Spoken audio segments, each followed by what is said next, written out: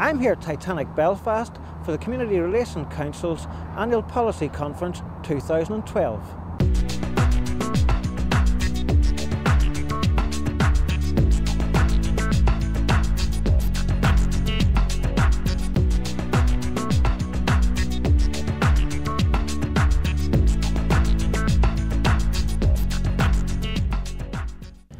Community Relations Week 2012, which runs all this week until Sunday, May the 20th, is the biggest week in the community relations calendar. It showcases the positive work taking place across Northern Ireland year-round to deal with the legacy of the Troubles, as well as issues around racism. The flagship event of Community Relations Week is the CRC Policy Conference, which this year was staged in the Titanic Suite on the top floor of the new Titanic Belfast building. Well, I mean, the main problems we have, first of all, there's still the debate about peace lines, particularly in Belfast, but there's peace lines throughout Northern Ireland. It's not just in Belfast, and it's always important to remember that. We still have an unfinished debate about education and about housing and about deep-rooted sectarianism, and those are the core issues that community relations policy has to address over the coming years. I can remember a quotation that Fionnuala O'Connor once said about when they were complaining about how long it was taking to arrive at a political conclusion in Northern Ireland. Said, look, this problem was 500 years in the making. Why would you be thinking that it would be resolved overnight? So this is a long haul. It's progress that will be marked over a long period of time.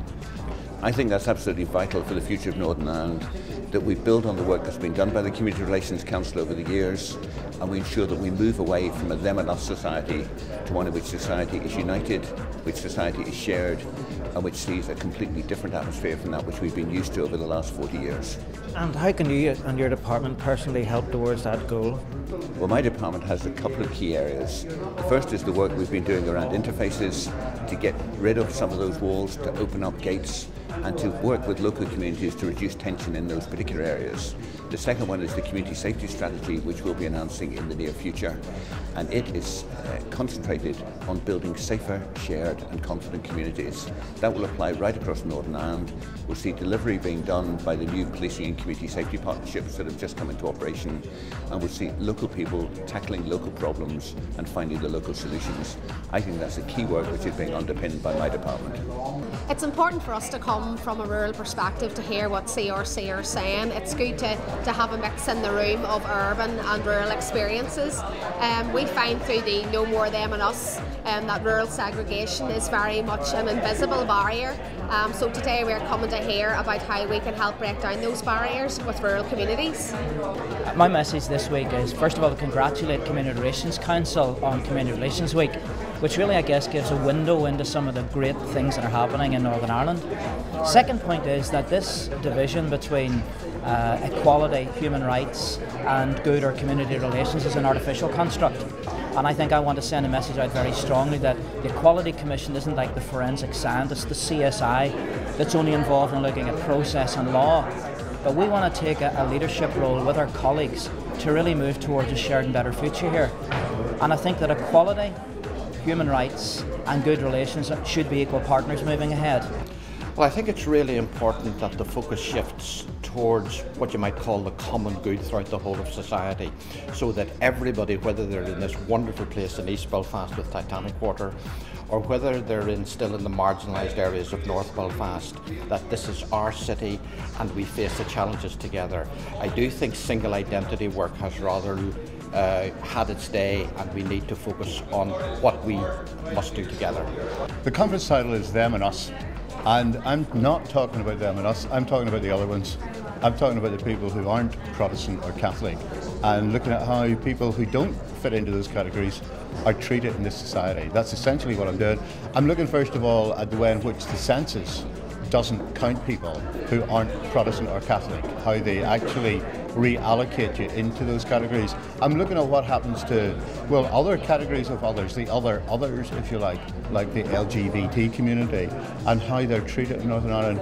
And I'm looking particularly at what's happening in Northern Ireland now that we've got new communities living here. How do we treat them? How do we deal with their otherness? That's essentially what I'm talking about this morning. Well, in terms of a message, I mean, I come from an organisation which has been working for the past 15 years to try and promote community relations and build trust between two communities on one of the most contentious interfaces in Belfast. So in terms of what I would like to hear from the conference is some sort of move towards policy, some policy direction maybe from government or from the Assembly. I think it's a very worthwhile conference, and the strapline is no more them and us, and we in the PSNI are more than happy to play our part to help that come about. We all want a safer community, so we would like to do our share. Yeah, I'm Paul McCrory. I work in the Short Strand area of East Belfast.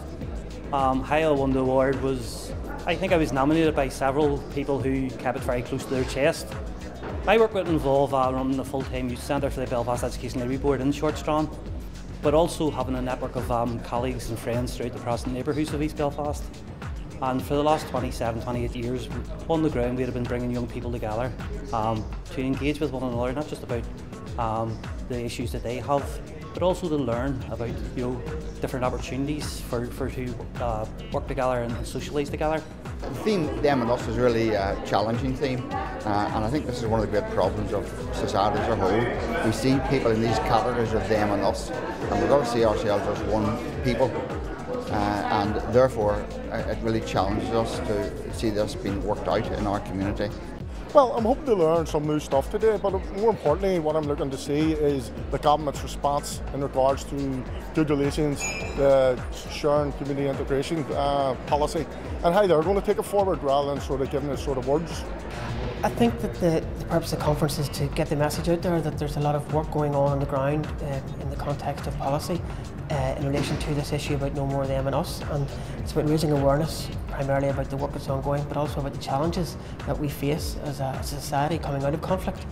I have with me now Brendan and Ian. Gentlemen, what are you hoping to hear at the conference here this morning? Well, I mean, it's one of those things, you come to these conferences all the time. I like the title of it, No More Them and Us, and hopefully we're going to start to see that there's going to be some strategic way to develop with kind of cross-community, cross-interface initiatives, and something that's going to look towards the long-term sustainability of the work that people like myself and Ian do on the ground. Ian, what about yourself? What are you hoping to hear?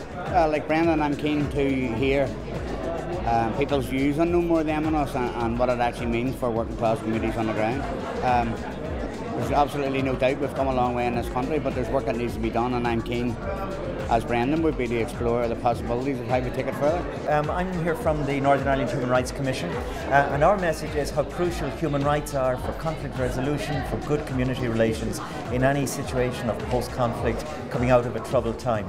That's been our experience over the years in Northern Ireland. It's been my experience working for the UN in countries like Sierra Leone, Bosnia-Herzegovina. And on that score, we've got a lot to be grateful for in Northern Ireland. There's been a lot of human rights injected into the peace process over the years. There are still big gaps. We need to deal with the situation of victims. We need to deal with the situation of former combatants. We need to build a future that's grounded in the human rights treaties. And in that way, we'll build a sustainable peace.